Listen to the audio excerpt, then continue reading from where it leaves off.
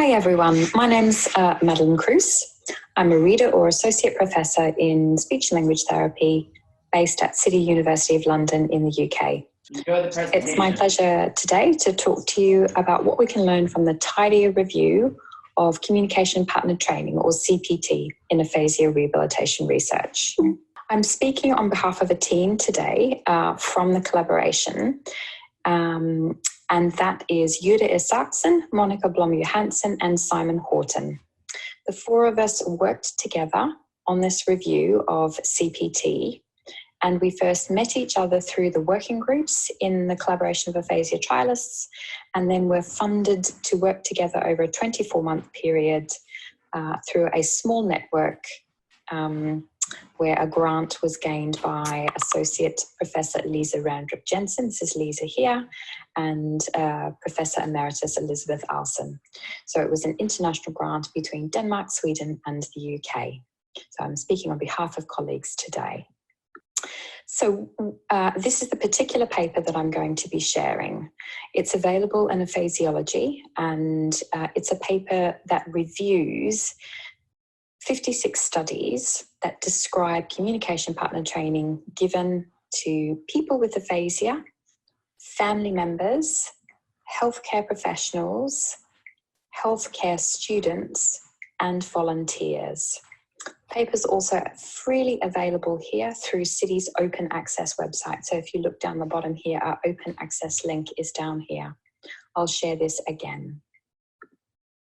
So the learning objectives for this particular session are for you as an audience member to appreciate the diversity that exists in communication partner training approaches in aphasia, to know where you would go if you wanted to learn more about communication partner training, and to have a means to reflect on how you might improve your clinical practice. And so there are some prompt questions at the end to consider. So communication partner training, what is it? Let's just make sure that we're all on the same page. CPT is an intervention delivered by a speech pathologist, speech language pathologist, speech language therapist, and it's designed to target the communication partner with or without the patient or client with aphasia. So there are two different ways of doing this. It seeks to optimize the partner's skills when communicating with the person with aphasia, and also ideally the patient or the client's skills when they're communicating. And it's delivered, or it's administered for a range of purposes. So if you're working with a client and a family member, you're obviously looking to see how they communicate as a couple. But if you are delivering CPT as part of a training in your stroke ward or rehabilitation unit, you will be targeting healthcare professionals instead, where they are thinking about their relationship with someone with aphasia as communicating as a professional and looking to optimize rehabilitation for whilst that patient or that client is still in hospital. What's the evidence base for CPT? Well, there are two systematic reviews that have been carried out in the last 10 years. So Nina Simmons-Mackey and a large co-author team published the first review in 2010, and then follow this up again in 2016, such that they were able to review 56 studies of CPT in aphasia published in the English language that took us from the first study that was published up to July 2015. The main findings or the recommendations of those two papers was that CPT, when it's delivered to a communication partner, is found to be effective at changing the partner's communication skills. So it improves how they communicate with the person with aphasia, and it is probably effective at changing patients' communication skills when interacting with that trained partner.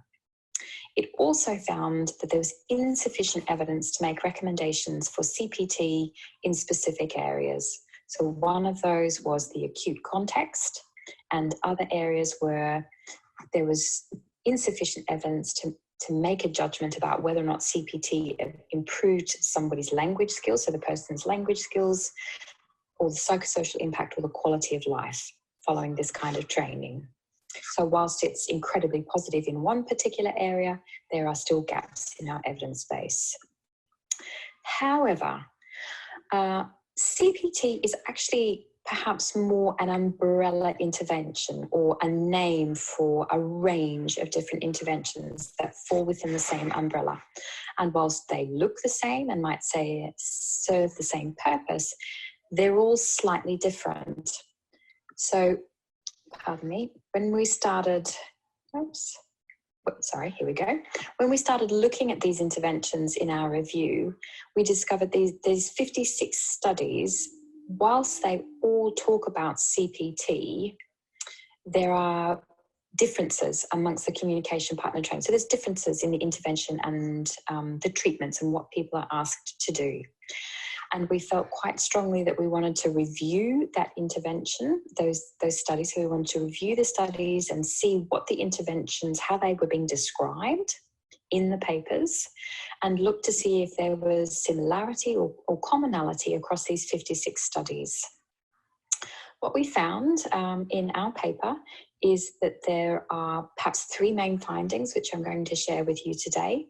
And obviously we would encourage you to come back and review this paper more. So here is the free link again. It's openaccess.city.ac.uk/id/eprint/19944. So you might be wondering, what is the TIDIA? Well, it's an acronym that reflects the template for intervention, description and replication. It was published by Tammy Hoffman and again a large co-author team in 2014. The TIDIA is a 12-item checklist that you would use to appraise the reporting of an intervention in a paper.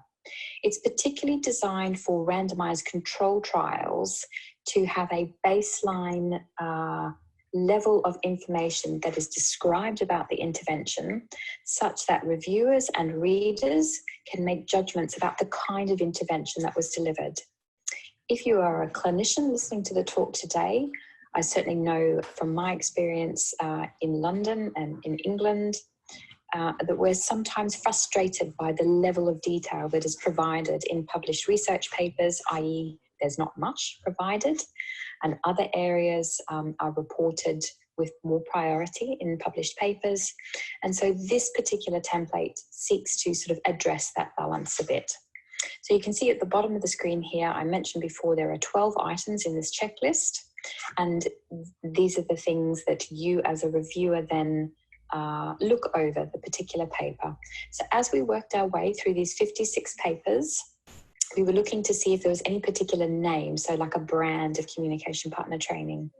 We were looking to see if authors described the elements that were essential to be delivered. We were looking at the descriptions of materials and procedures, also who provided it and what were their qualification levels, what was the mode of delivery, where was it delivered, how much and when, so the dose, and also aspects such as tailoring, so could it be personalised in any particular way to participants coming through the study? Could it be modified? So was it modified as it was delivered, and what were the reasons for that? And then very finally, fidelity. So were there plans to make sure that the intervention was delivered as it was intended? And were those plans actually followed up and reported on in the paper?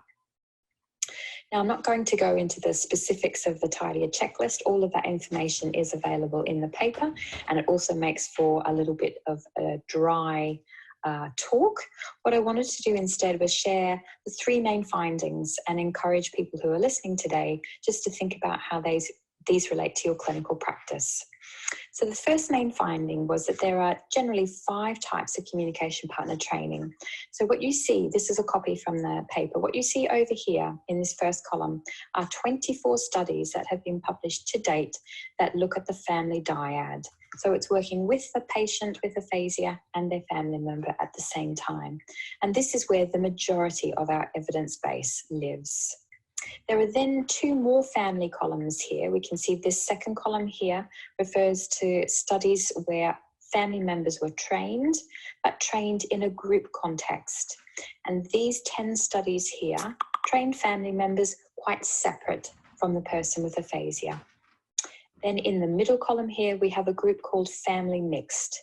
This is where family members were mostly trained as a group by themselves, but then on occasion, the person with aphasia was invited in, and there was some dyad work as well. And we have 9 studies in that field. The 4th column here refers to healthcare staff and students. We've put them together at the moment, but we are looking to update this work currently, and we're beginning to realise actually that the interventions delivered to healthcare professionals are actually quite different to those delivered for students. So our future reviews would seek to separate those 2 areas, and indeed this is probably the field where our evidence base is growing the most quickly at the moment, and there are 8 studies there.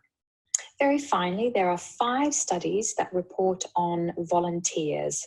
So these people are completely unfamiliar communication partners who are being trained to work with any person with aphasia. So again, that kind of intervention is very different to working with a specific person with aphasia, so quite a separate context. Okay, moving on. So that's our first finding. There are 5 different types of it.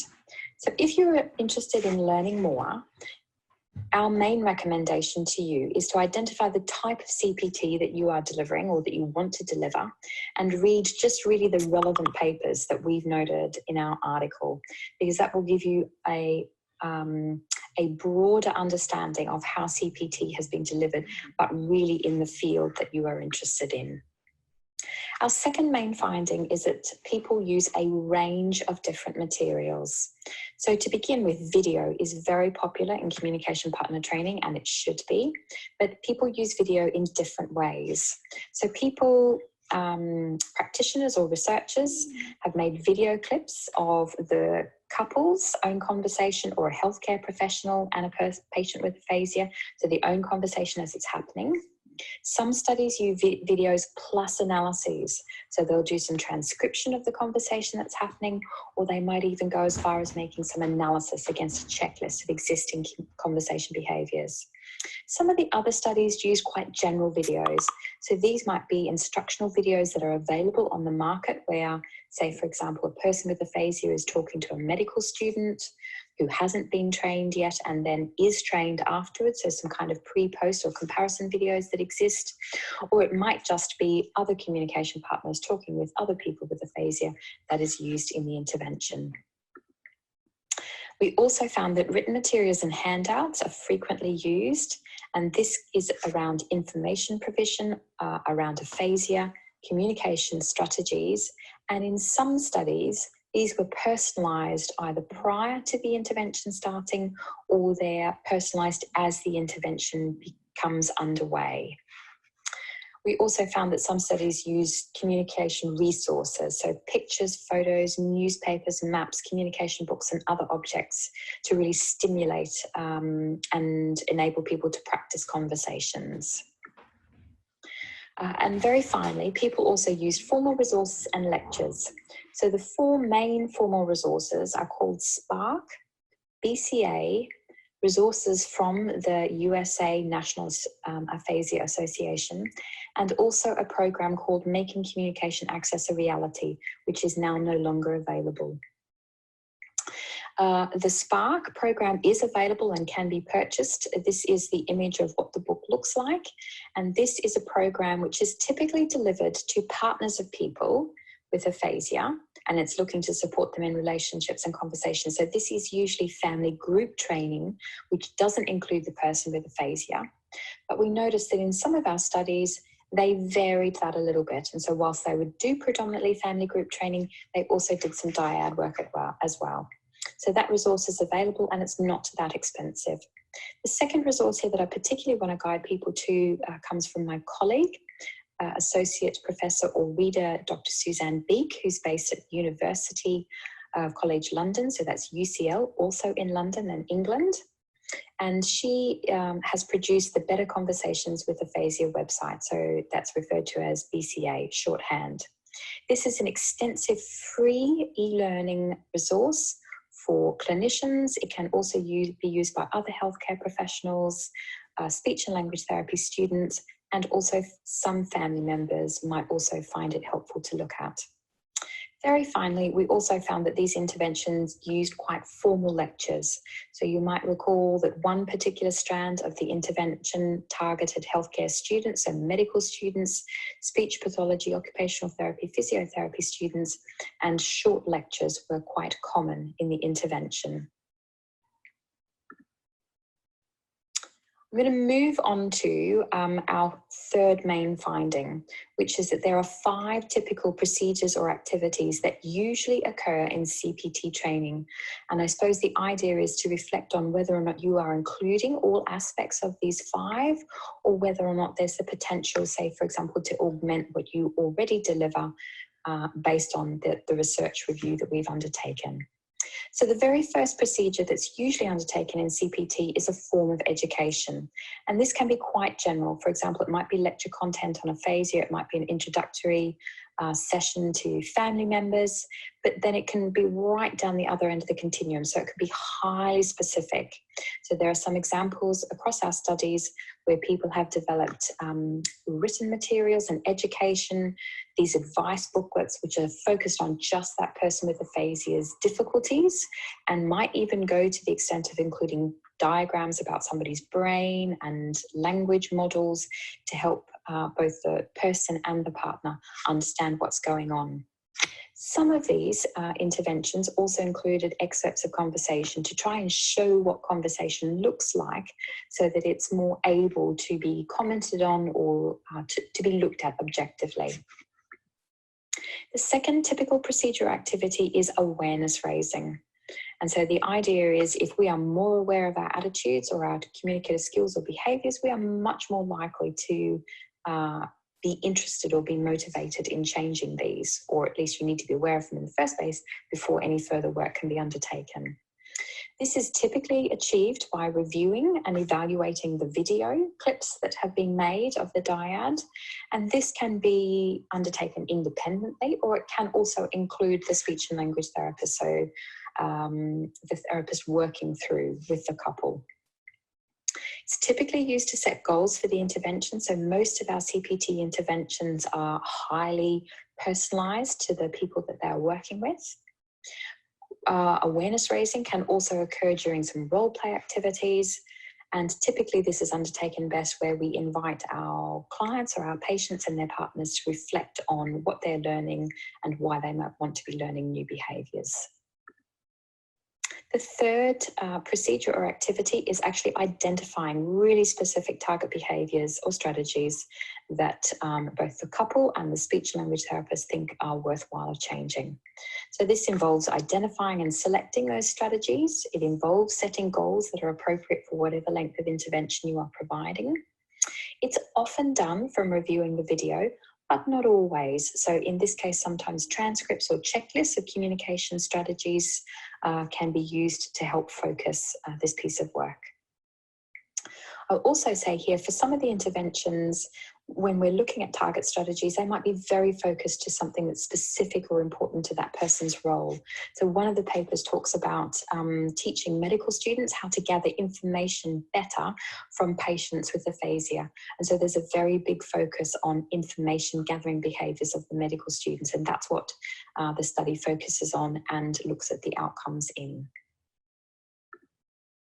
The fourth procedure or activity is some form of practice or experiential learning that happens in the sessions with the speech and language therapist. So it's practice of conversation, practice of strategies, could actually be real conversation or can also be role plays. It should involve training on a technique or a strategy with SLT modelling and input and feedback. And it also typically involves some form of home practice. So couples being invited to practice 5 minutes or 10 minutes every day, sometimes being asked to video, but not always. And this is to encourage reflection on how strategies are being used outside that clinical environment and what supports generalisation. Finally, some of the interventions focus on implementation and support. So what happens after, say, for example, healthcare professionals have been trained or family members have been through some kind of a group training program and are now sort of essentially beginning to tailor off in their intervention with the speech and language therapist. Some studies offer post-training support and follow-up. Some studies offer kind of support groups where people come back together, or say, for example, volunteers are supported throughout the intervention. One of the studies uses a written mechanism for supporting the volunteers by gathering feedback after each conversation partner session, and then these feedback sheets are also filtered, or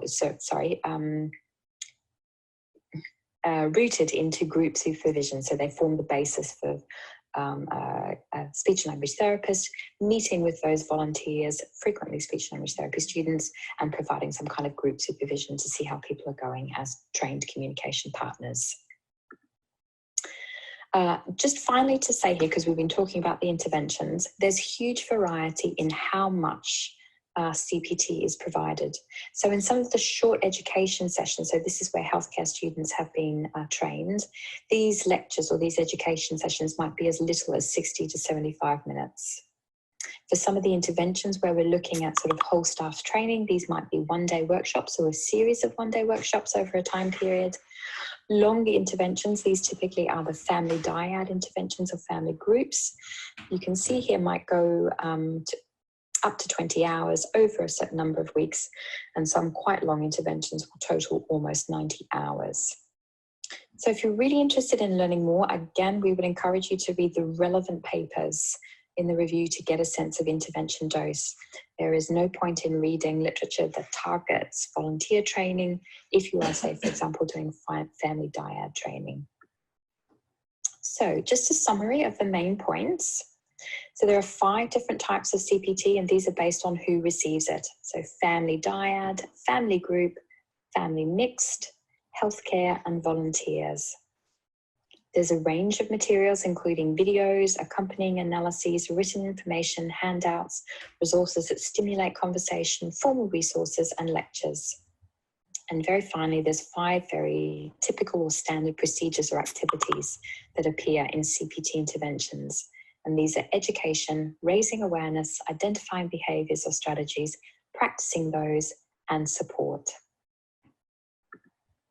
So just to quickly capture all the learning at the end, if you're really interested in learning more about this field, obviously the 2 systematic reviews published by Nina Simmons-Mackey and the team are exceptional reads. They're extremely well detailed. They've got numerous tables where data has been tabulated. It includes more information, for example, about the goals of some of the intervention and outcome measures that have been used, and specific study-by-study findings. But you can also turn to our review to read more about the interventions as a whole. And if you're particularly interested in looking at delivering CPT for dyads, I really encourage you to look at the Better Conversations with Aphasia website. It is freely available and has excellent resources that as a clinician you are invited to download, include in your personalised learning diaries, and keep a track of learning as you go along. So just on reflection and to finish, perhaps there are 3 main questions here. If you are delivering CPT, have we really considered who the recipient is and reflected on how CPT really meets their needs? Okay, so are we endeavouring to personalise it anyway and read relevant literature? What materials are we using in our therapy? And is there any opportunity to reconsider what we're using and make these richer by, again, looking at the evidence base and seeing what other people have used? Very finally, perhaps there's an opportunity to consider how many of the typical procedures and activities we're incorporating in a client's therapy and treatment for a communication partner. And this might be thinking on a session-by-session basis, but it might be thinking overall in the intervention program, do I have these 5 elements reflected? Thank you very much for the opportunity to share our review with you. I'm going to hand back over now to my colleague and co-author, Dr. Jutta Saxon, who's available to take questions.